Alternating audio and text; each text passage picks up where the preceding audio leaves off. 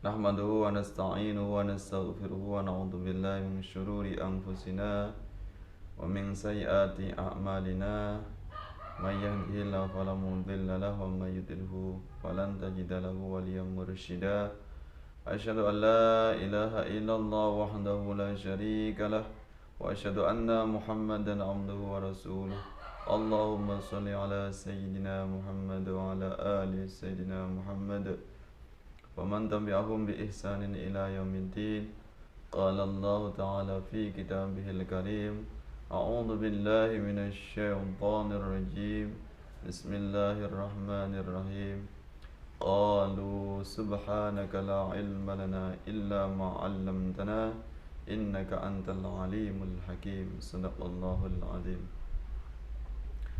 Pemirsa channel Studi Al-Quran Hadis yang dimuliakan Allah, mudah-mudahan Anda semuanya dalam kesempatan ini dimanapun Anda berada, sahabat-sahabat semuanya, para guru, para santri yang berkenan menyimak video ini, dimanapun Anda berada, senantiasa dalam lindungan Allah Subhanahu wa Ta'ala, diberikan kesehatan, sehat lahir dan batin, diberikan kekuatan iman, diberikan kesabaran dalam menjalani kehidupan, diberikan keberkahan dalam hidupnya dimanapun berada.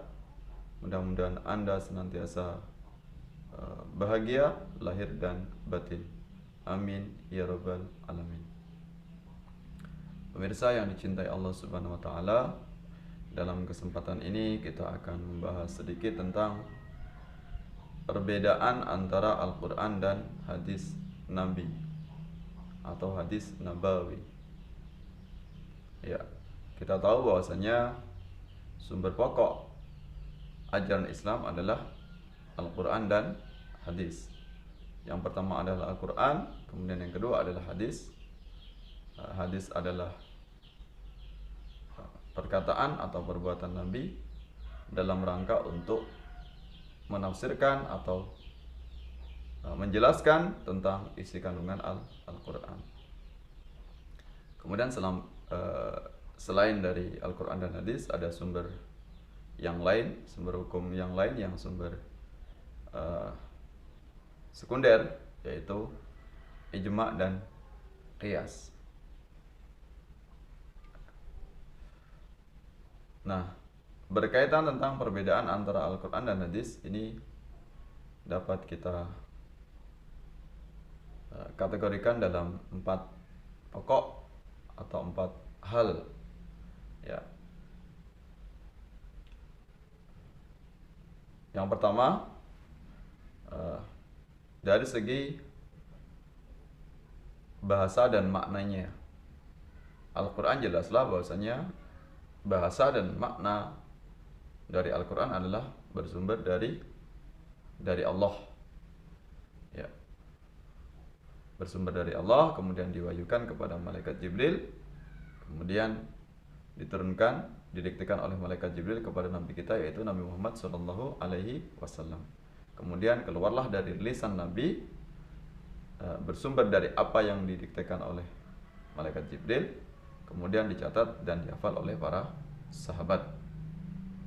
Nah, itu berkaitan tentang makna dan bahasanya atau sumbernya itu berasal dari Allah Subhanahu wa Ta'ala. Sedangkan hadis itu bahasa dan maknanya itu bersumber dari Nabi kita. Artinya hadis itu mutlak bersumber dari lisan Nabi dan apa yang dipahami oleh Nabi. Jadi tidak ada campur tangan dari Allah Subhanahu wa Ta'ala. Berbeda dengan Al-Quran tadi, memang itu mutlak bersumber dari Allah, baik redaksi, bahasa maupun maknanya. Jadi Rasulullah hanya sebagai transmitter atau sebagai perantara saja, perantara turunnya wahyu dari Allah, malaikat Jibril, kemudian kepada Rasulullah Shallallahu Alaihi Wasallam. Kemudian dari segi periwayatan, ya, yang kedua dari segi periwayatan, Al-Quran tidak boleh diriwayatkan secara makna. Namun Al-Quran diriwayatkan secara lafadz atau bil lafzi. Jadi Al-Quran tidak bisa diriwayatkan secara bil makna.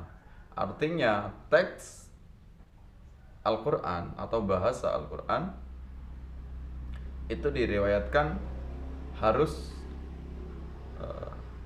sebagaimana redaksi, sebagaimana teks yang bersumber dari Allah Subhanahu wa Ta'ala. Jadi Rasulullah tidak ada hak, tidak ada wewenang kemudian merubah dari isi Al-Quran. Tidak bisa ditambah, tidak boleh dikurangi atau diubah redaksinya.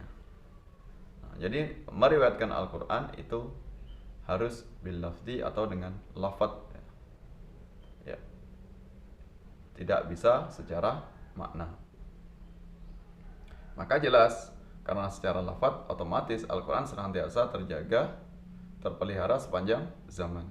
Kalaupun Al-Quran itu diterjemahkan ke dalam berbagai macam bahasa di seluruh dunia ini, atau mungkin diterjemahkan ke dalam bahasa lokal atau bahasa daerah, maka teks atau redaksi asli Al-Quran tetap disertakan, tetap diikutkan. Ini demi menjaga kelestarian atau kemurnian atau otentisitas, keautentikan Al-Quran. Artinya Al-Quran tidak pernah mengalami perubahan, ya, sedikit pun ketika Allah turunkan, kemudian sampai ke malaikat Jibril dan sampai kepada Rasulullah SAW. Senantiasa terjaga kemurniannya. Nah, berbeda dengan hadis. Hadis ini boleh diriwayatkan secara lafadz dan boleh diriwayatkan secara makna.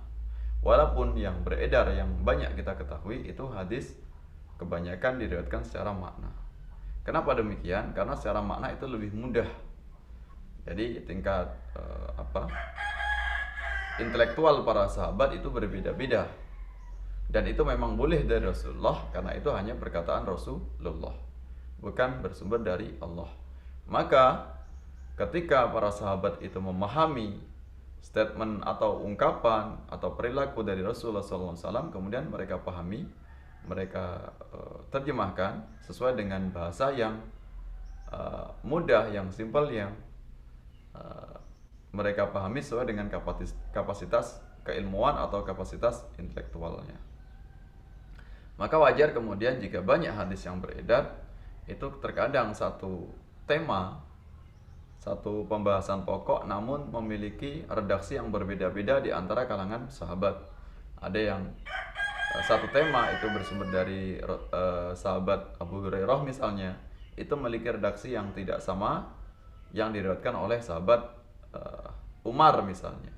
Atau satu tema yang diriwayatkan oleh Siti Aisyah misalnya, Aisyah radhiyallahu anha, yang diriwayatkan oleh sahabat-sahabat yang lainnya. Ini menandakan bahwasanya memang kebanyakan hadis itu diriwayatkan secara makna. Artinya sahabat boleh meriwayatkan makna dari apa yang disampaikan oleh Rasulullah. Artinya tidak harus sama persis, karena akan sulit sekali jika para sahabat kemudian meriwayatkan perkataan dari Rasulullah itu sama persis dengan apa yang disampaikan oleh Rasulullah. Jadi ini berkaitan dengan intelektual atau kapasitas keilmuan. Ya, itu. Dan ini boleh-boleh saja. Walaupun ada hadis-hadis yang beredar itu yang sama persis diriwayatkan oleh para sahabat, kemudian antara sahabat satu dengan sahabat yang lainnya memiliki redaksi yang sama. Namun itu sangat sedikit sekali. Atau mungkin hadis-hadis yang redaksi atau matanya itu adalah hadis yang singkat. Sangat jarang sekali ditemui hadis yang redaksinya panjang, kemudian di antara sahabat yang meriwayatkan itu memiliki redaksi yang sama persis. Ya, ini berkaitan dengan periwayatannya atau cara meriwayatkannya. Ada yang bil lafzi sebagaimana Al-Quran, dan hadis itu bil makna. Nah, karena terjadi perbedaan itulah, maka kemudian wajar kalau Al-Quran itu terjaga kemurniannya. Kalau hadis karena itu adalah perkataan manusia, walaupun itu Nabi dan Rasul, maka hadis potensi untuk tidak murni atau potensi untuk dipalsukan. Maka nanti kita juga akan membahas tentang bagaimana kualitas-kualitas hadis yang beredar di tengah-tengah kita. Ya, ada yang valid, ada yang palsu dan sebagainya. Nah, ini berkaitan tentang periwayatan hadis atau cara meriwayatkan antara Al-Quran dan hadis. Kemudian yang ketiga berkaitan tentang segi kemukjizatan. Nah, antara Al-Quran dan hadis ini berbeda. Kalau Al-Quran jelas memiliki kemukjizatan, baik itu maknanya maupun lafadznya, baik itu teksnya maupun isi kandungannya. Maka wajar kemudian umat Islam harus memuliakan Al-Quran, menjunjung tinggi Al-Quran, tidak boleh meletakkan sembarangan. Bahkan di antara kita, mungkin saudara kita, di antara kita semuanya, cara memuliakan Al-Quran, sebelum membaca kita berwudu terlebih dahulu, memakai pakaian yang bersih, kemudian di tempat yang bersih juga.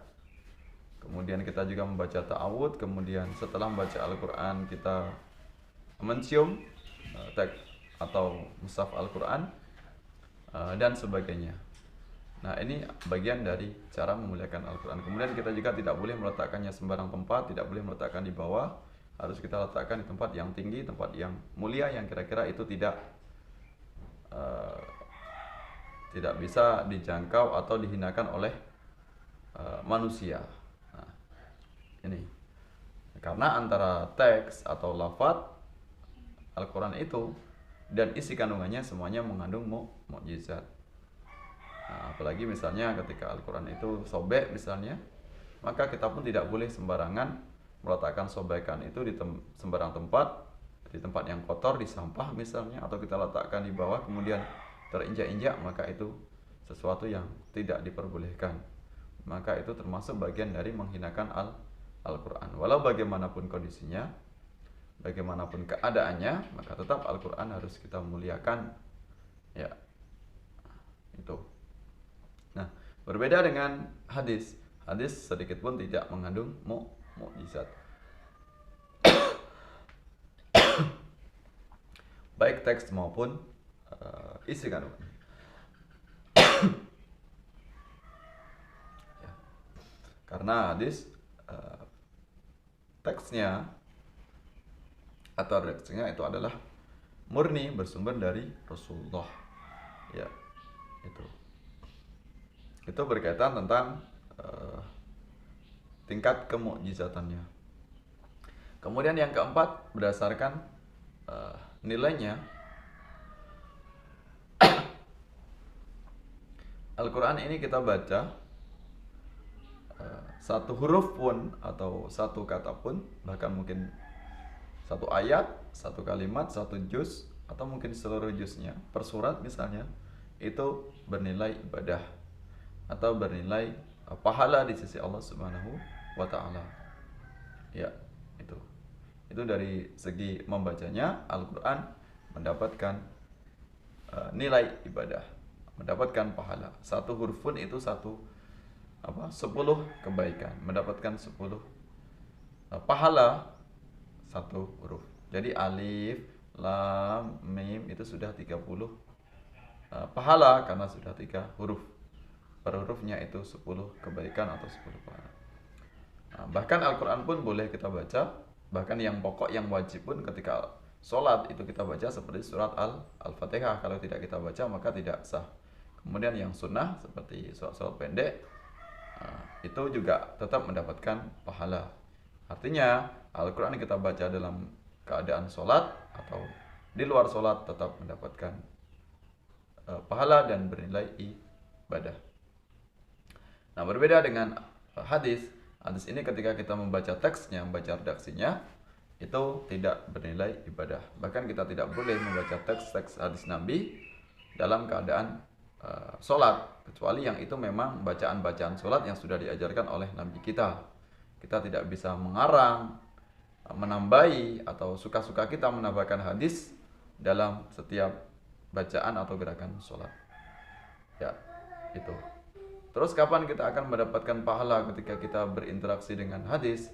Saat kita menelaahnya, memahami isi kandungannya. Jadi saat kita mempelajarinya, mengkaji ilmunya, itulah yang akan mendapatkan pahala. Berarti bagian dari pahala kita menuntut ilmu, yaitu menuntut ilmu hadis, ya tetap akan mendapatkan pahala.